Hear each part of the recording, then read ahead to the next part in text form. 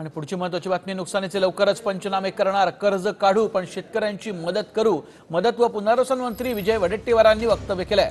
केंद्रानं पाहणी करण्यासाठी टीम पाठवण्याची मागणी देखील आता वडेट्टीवारांनी केलेली आहे.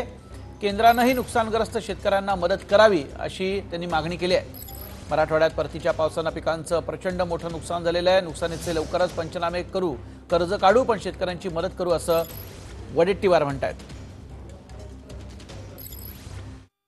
परतीच्या पावसामुळे मराठवाड्यात शेती आणि पिकांचं अतोनात नुकसान झालं. शेतकरी देशोधडीला लागलेला आहे. आपल्यासोबत मदत व पुनर्वसन मंत्री आहे आणि अशा या संकटाच्या काळात मायबाप सरकारनं या शेतकऱ्यांच्या पाठीशी उभं राहणं गरजेचं आहे. आपल्यासोबत मदत व पुनर्वसन मंत्री विजय वडेट्टीवार आहे.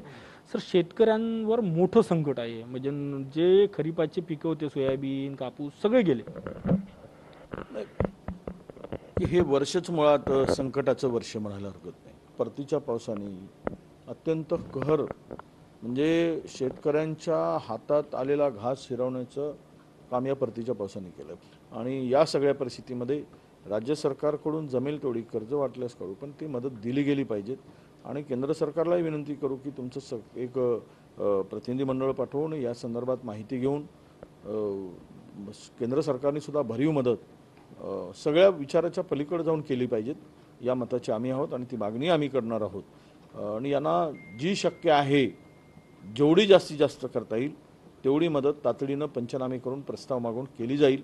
यामध्ये शेतकऱ्याला महाविकास आघाडीचं सरकार वाऱ्यावर सोडणार नाही एवढं मात्र नक्की मी सांगू शकतो. म्हणून ही मदत केंद्र सरकारने किती देणार, काय देणार, तो आम्ही पत्र पाठवून पत्रव्यवहार करून मागणी करून विनंती करून आम्ही करूच.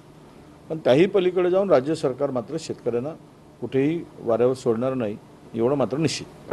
राज्य सरकार शेतकऱ्यांना वाऱ्यावर सोडणार नाही. वेळ प्रसंगी कर्ज काढू पण शेतकऱ्यांना मदत करू असं म्हणतात मदत व पुनर्वसन मंत्री विजय वडेट्टीवार. कॅमेरामॅन सुजित राठोडसह गजानन माटे, TV9 मराठी, नागपूर.